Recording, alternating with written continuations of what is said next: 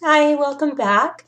I'm doing this video for those people who have asked questions about tapering and what I'm doing or feel like they're stuck on their taper as they've been doing it on their own. I realized after my first video, which was entitled Ambient Ativan and Tapering, that was a bit of false advertising. A lot of people were looking for help with tapering, so I'm back here to help with that. Excuse me. I've been dealing with some dysarthria, or whatever you want to call it. It's difficult for me to speak and use my muscles and things like that. It's just a common problem if you have central nervous system issues. But I'm going to do my best to go through a lot of information here quickly. So I'll be putting things in pop-ups on the screen here. So if you're watching from a phone, you may want to go back and watch from a computer or laptop so you can write down any information that you may need. I'm going to go over some do's and don'ts. Let's go over the don'ts real fast. The first don't would be don't cold turkey or go to a detox center or even do a rapid taper, which is what I initially tried to do over a 4 to 6 week period. I have seen hundreds of people, thousands over the course of the past year, who have gone through this, and I don't see any difference between the people who cold turkey and the people who do a rapid taper or go to a detox center. You're better off doing it for free if that's what you're going to do. If you read the Ashton manual, that's the number one thing that you need to do. I'll post the link to that below here. You understand that GABA receptors have been downregulated, and you can't force those to get back online by how quickly you get off your medication.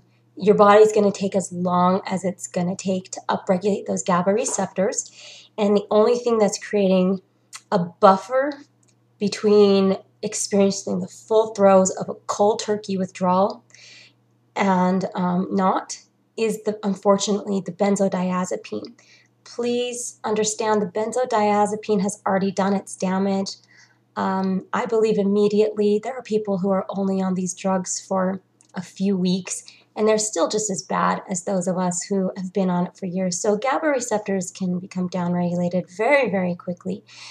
And I like the analogy of that I use, that imagine that your central nervous system is like a big open wound.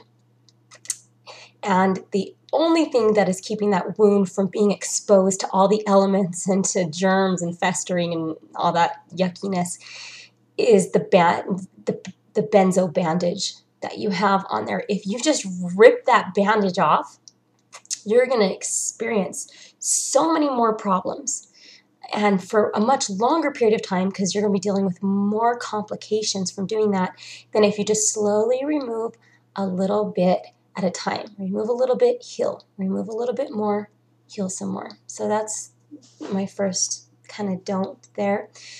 The second one is don't assume that taking other medications is going to solve this problem or make it any easier.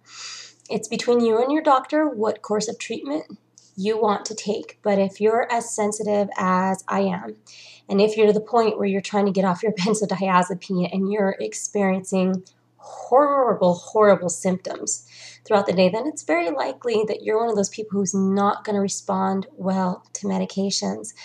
A lot of doctors like to not only prescribe antidepressants, they like to also prescribe buspirone, gabapentin.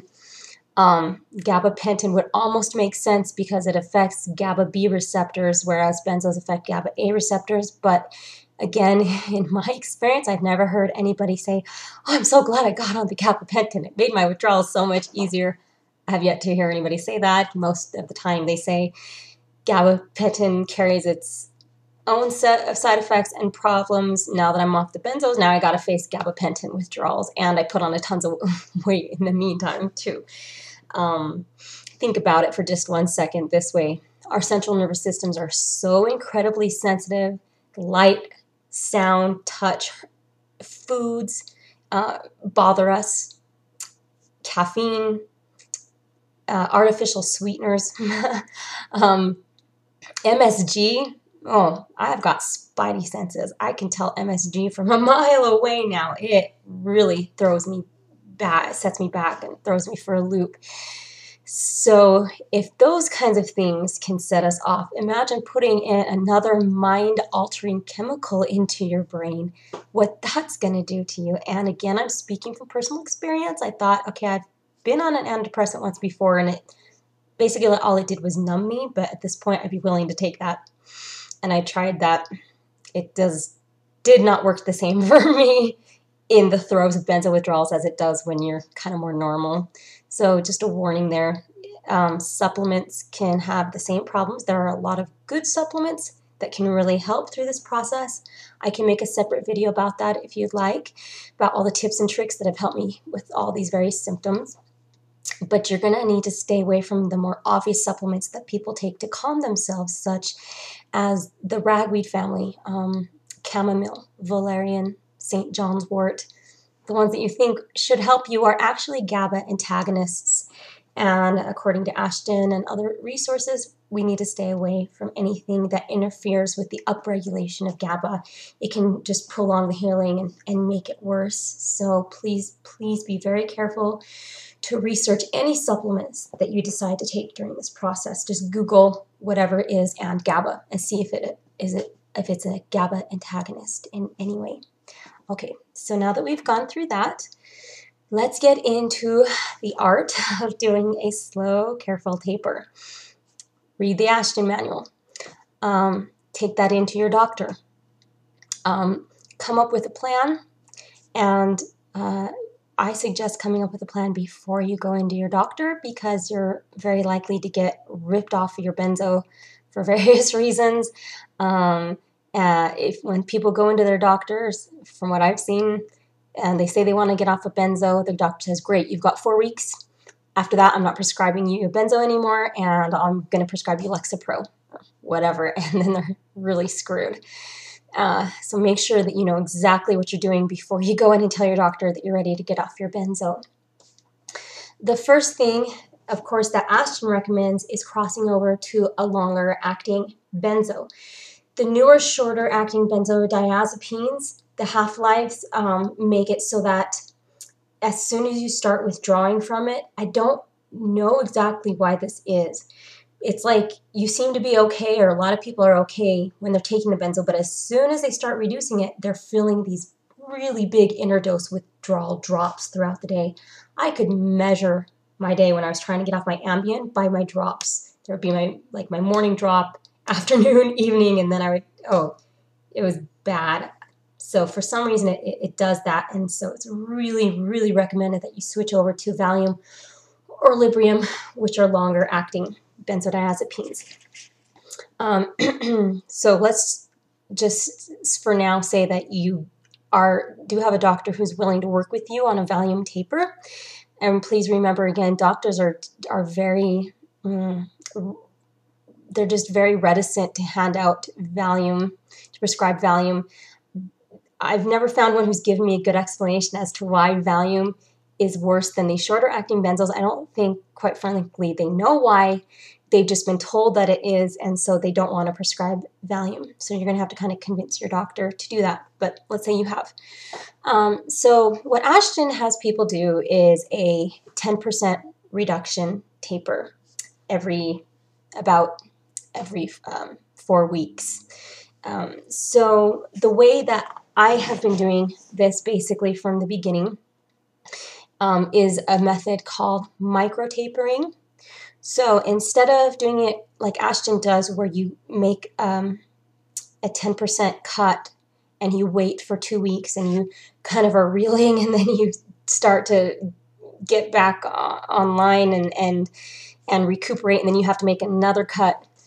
What micro tapering is doing is making small, little, teeny tiny daily cuts that still add up to 10% every month, but you're not having these huge cuts, and you're a little more functional and able to progress more smoothly throughout this process.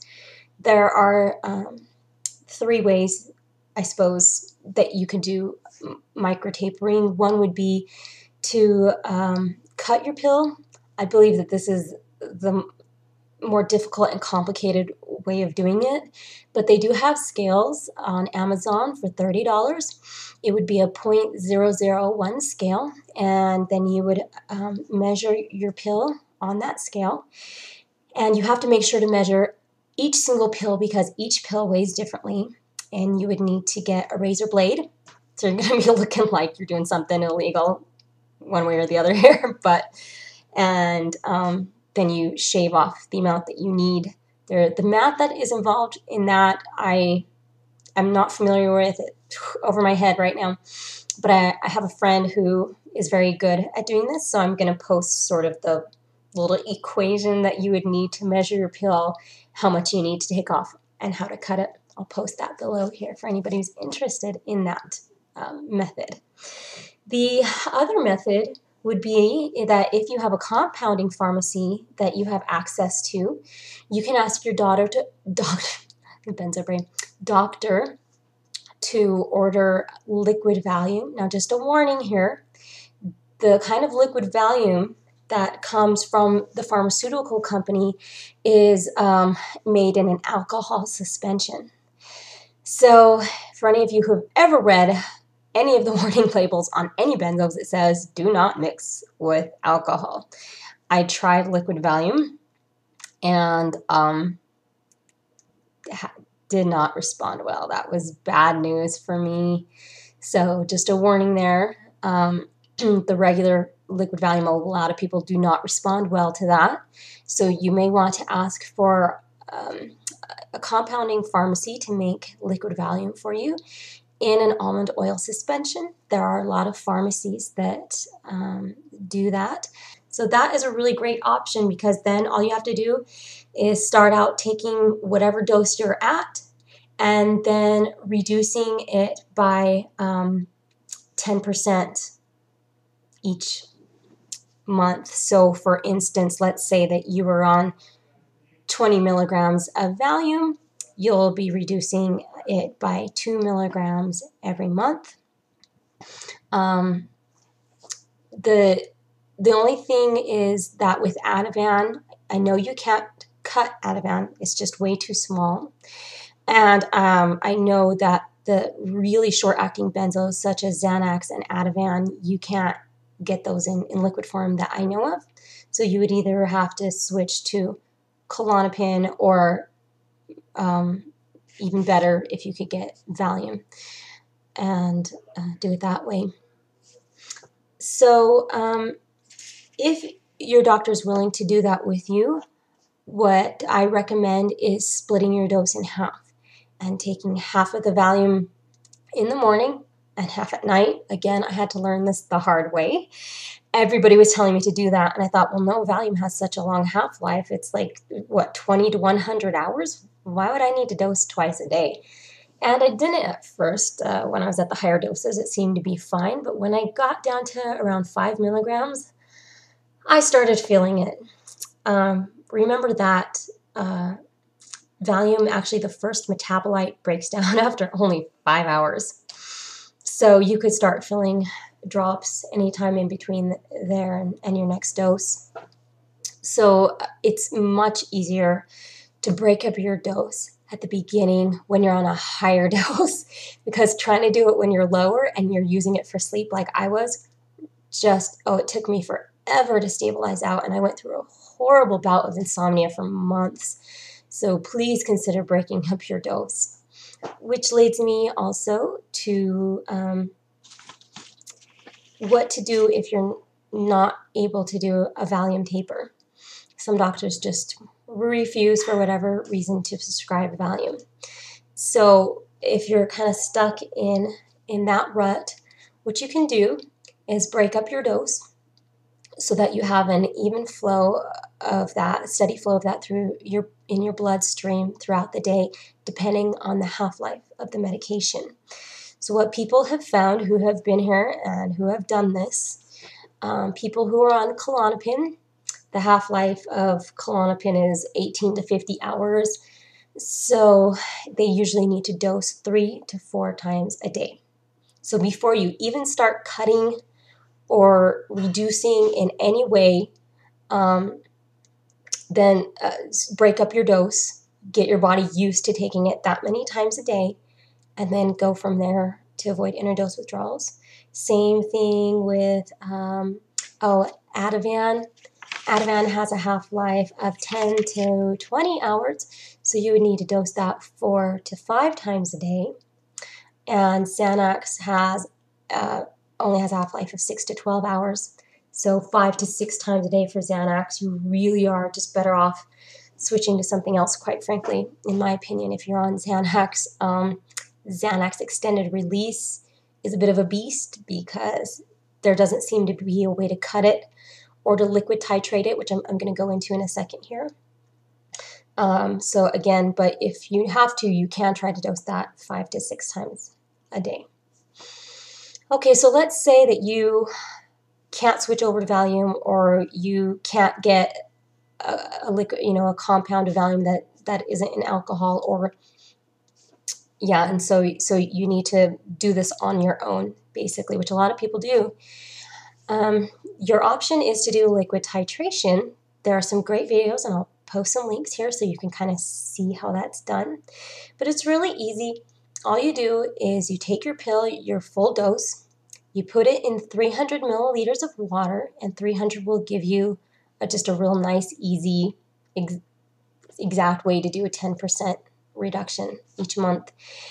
And you let your pill dissolve. I believe Klonopin people may need to break up their pills, like with a mortar and pestle, and then stick it in that way. It doesn't break up quite as easily as Valium. Valium breaks up like in a few seconds. There's no difference really between doing this and drinking it with a big glass of water.